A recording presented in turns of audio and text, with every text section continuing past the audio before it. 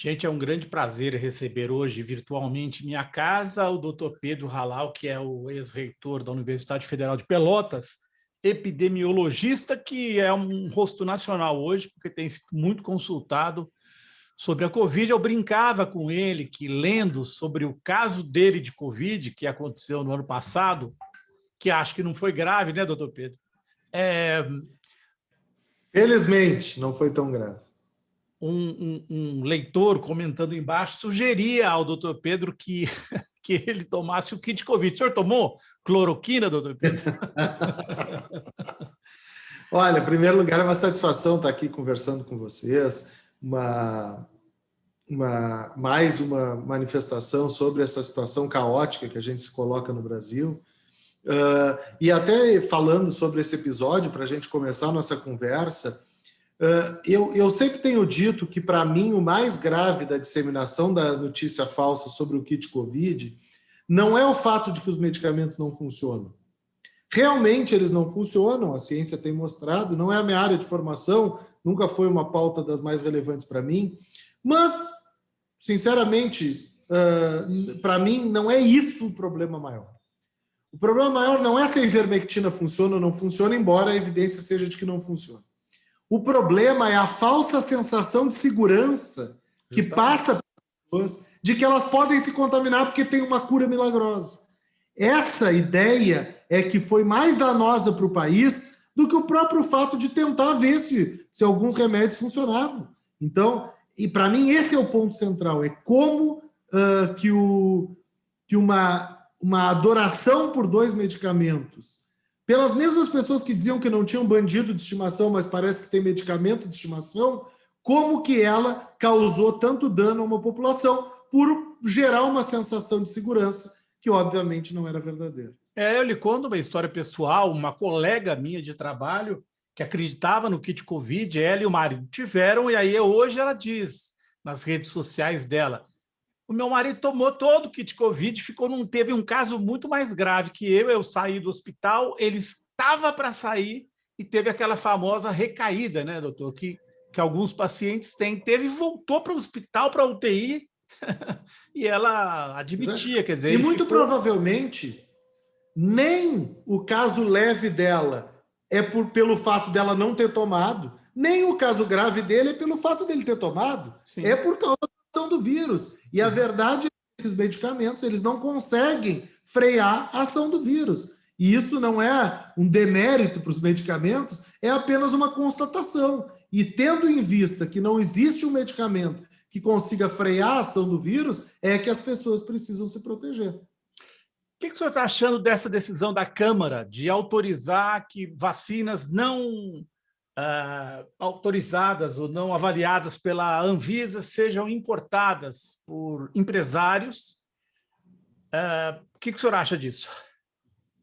Olha, assim, eu tenho achado essa pauta, muitas vezes durante essa pandemia, eu tenho a sensação de que a gente tem botado muita energia em pautas que na prática são pouco relevantes. Por que eu acho que são pouco relevantes? Porque as grandes empresas, que são as empresas que têm vacina pronta hoje, elas não estão dialogando com empresários nem com grandes empresas.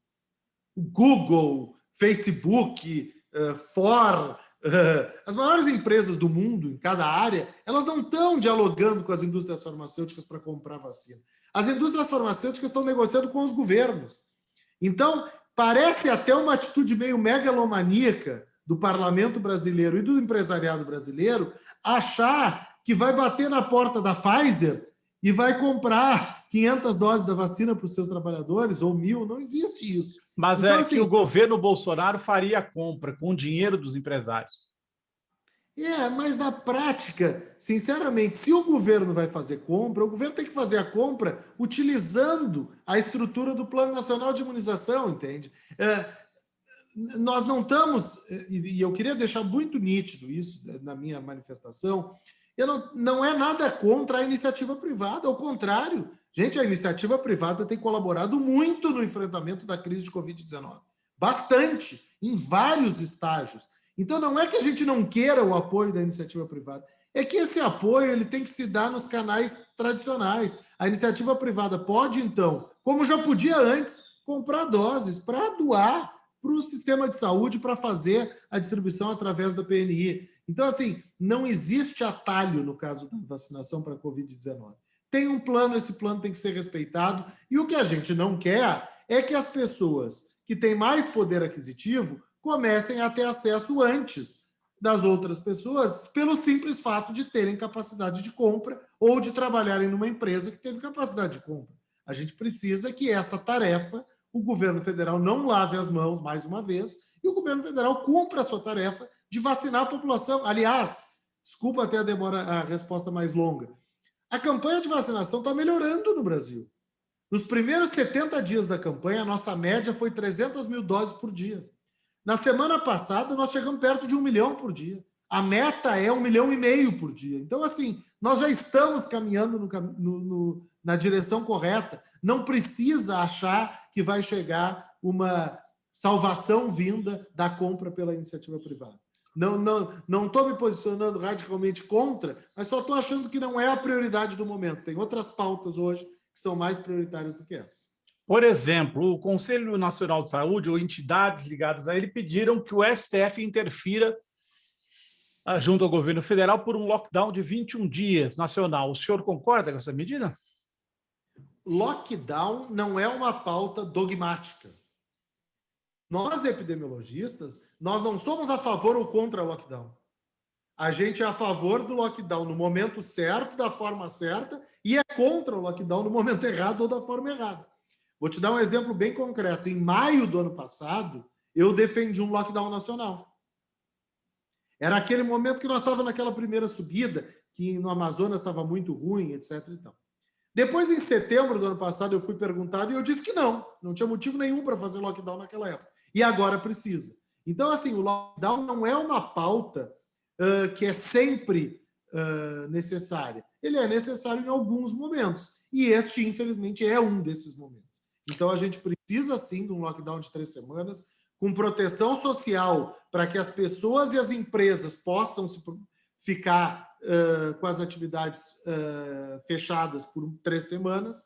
E aí, o lockdown curto e intenso vai recuperar a saúde e a economia do Brasil. Ontem tivemos 90 mil casos, média móvel 70 mil, 60. Um lockdown de 3 semanas derruba para quantos casos, na sua estimativa? Menos da metade. Menos da metade. A gente tem uma carta que a gente lançou junto com o pessoal de outros grupos. Ele conseguiria, um lockdown de 3 semanas conseguiria reduzir para menos da metade, mas menos da metade imediatamente. A vantagem é que esse menos da metade, aí é menos da metade da transmissão, que nas semanas seguintes vai diminuindo cada vez mais. Então, assim, é uma medida que consegue frear grosseiramente a pandemia, consegue acabar com o colapso do sistema de saúde, e aí a gente pode voltar a algo muito mais parecido com a vida normal, especialmente num cenário que a gente está vacinando rápido. A gente melhorou a vacinação, então, por isso que o lockdown é tão necessário agora. Qual é o problema da gente ter uma vacinação lenta e de demorar a cobertura vacinal necessária? Que falam, eu não sei, não entendo nada disso, 60%, 70%, doutor. A vacina ela tem 2 objetivos. Uma coisa é o objetivo individual, da picadinha que a gente recebe no braço, e a outra coisa é o efeito coletivo da vacina. Sob o ponto de vista individual, eu recebo a vacina, o problema está encerrado por um tempo. A questão é que não adianta eu me proteger temporariamente do vírus. O que adianta é todo mundo, e aí 60%, 70% é o percentual que já foi observado em outras doenças, por isso que a gente usa esse. Até no caso da Covid, os resultados de Israel são animadores, talvez até seja um pouco menos. E aí a gente cria como se fosse um escudo, daqueles desenhos de criança, um escudo protetor do vírus. E aí, o maravilhoso disso é que mesmo uma pessoa não vacinada, que não se vacinou individualmente, está protegida também, porque tem um escudo que a protege. Então, a lógica é essa. Nós precisamos acelerar a vacinação para chegar logo nesses 60%, 70% da população vacinada. Embora, felizmente, a gente hoje já possa dizer, com base nos resultados dos Estados Unidos, Escócia, Israel e outros países, que mesmo antes de chegarmos nos 70%, os benefícios são gigantes. E como tu me perguntasse, o lockdown de 3 semanas vai fazer o quê? Olha, vai reduzir pela metade dos casos. A vacinação rápida nesse país está reduzindo em 90% casos, hospitalizações e mortes. Então, não tem dúvida nenhuma que é só essas duas coisas que nós precisamos fazer agora. Vacinar 1,5 milhão de pessoas por dia, lockdown de 3 semanas e a luz do fim do túnel está ali para a gente enxergar rapidinho. Está ali aonde? As estimativas são todas com essa perspectiva do número de vacinas e tal. O senhor tem uma ideia aproximada de quando? Se fizermos o lockdown de 3 semanas com o rigor sério de lockdown, não essas brincadeiras que a gente faz aí. Que nem em Araraquara? Lockdown no Brasil é de Araraquara. É o exemplo que...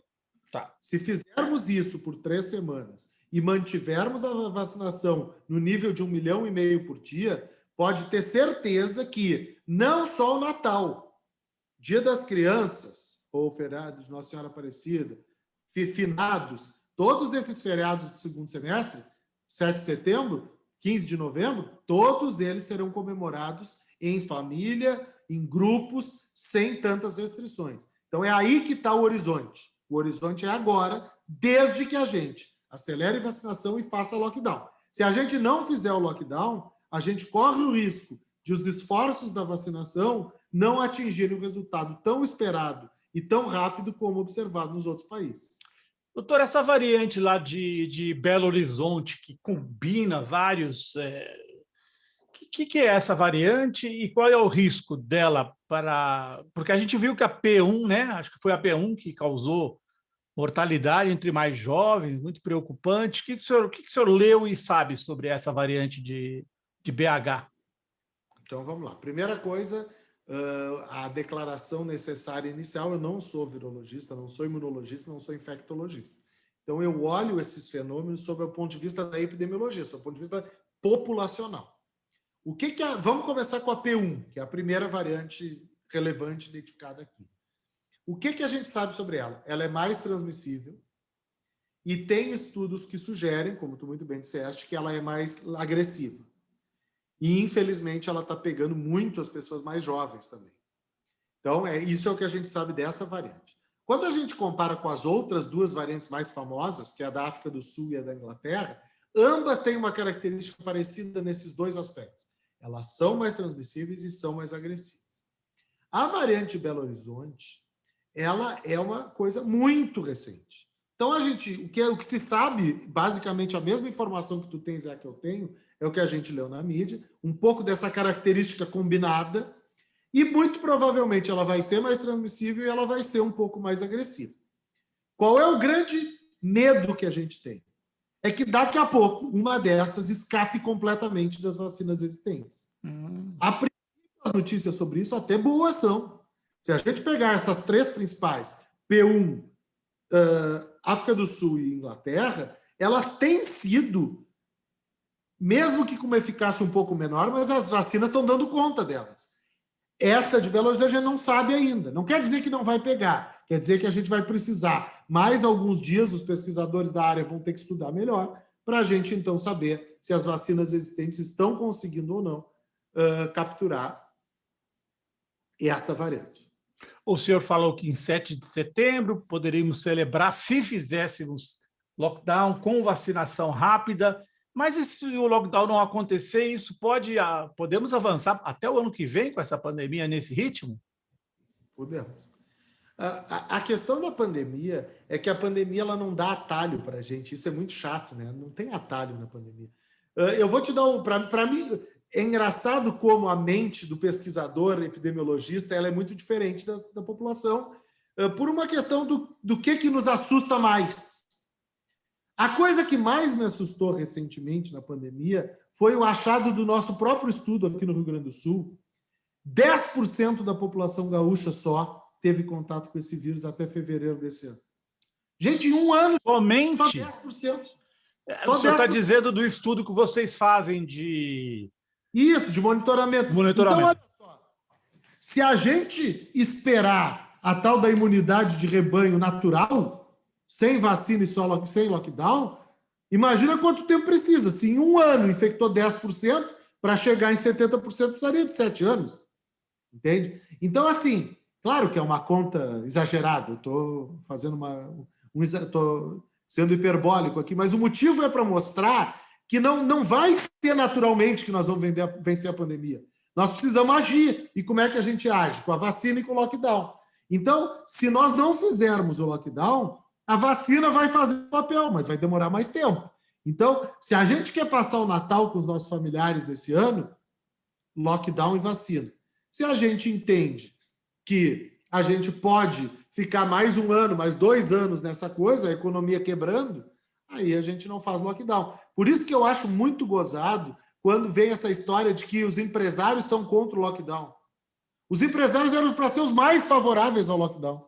Isso demonstra um desconhecimento, não é má fé, é desconhecimento da dinâmica epidemiológica de uma pandemia.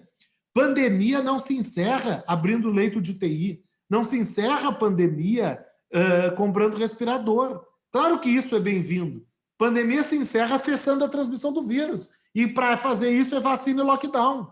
Então não adianta, gente. Procurar atalhos não vai resolver o problema, infelizmente. Finalmente, o senhor falou 10%. E no Brasil, doutor, 10% no Rio Grande do Sul. E no Brasil? A gente não tem dado atualizado, porque o Covid ele foi... O Ministério tirou o financiamento, todas essas coisas que já foram amplamente noticiadas. Se eu tivesse que fazer uma estimativa, eu estimaria ao redor de 20%. 20%. Nós estaríamos falando aí de uns 45, 50 milhões de brasileiros, talvez. Não dá para ter certeza, pesquisador não gosta de passar números que não são precisos, mas não tem nenhum problema de eu te dizer que se eu fizesse uma estimativa sem ter o dado adequado, eu acho que nós estaríamos no Brasil ao redor do 20%. Doutor, eu queria agradecer muito pela sua excelente entrevista e desejo, então, que o lockdown de fato aconteça, porque acho que ninguém mais aguenta ficar trancado em casa, com, no meu caso, mais de 1 ano aqui. Eu que agradeço, foi uma satisfação participar, podem contar comigo sempre. E realmente acho que a mensagem final é essa: não existe dicotomia entre saúde pública e economia. Especialmente o setor produtivo era para ser o maior defensor de um lockdown nesse momento, porque isso vai fazer com que a economia se recupere mais rápido.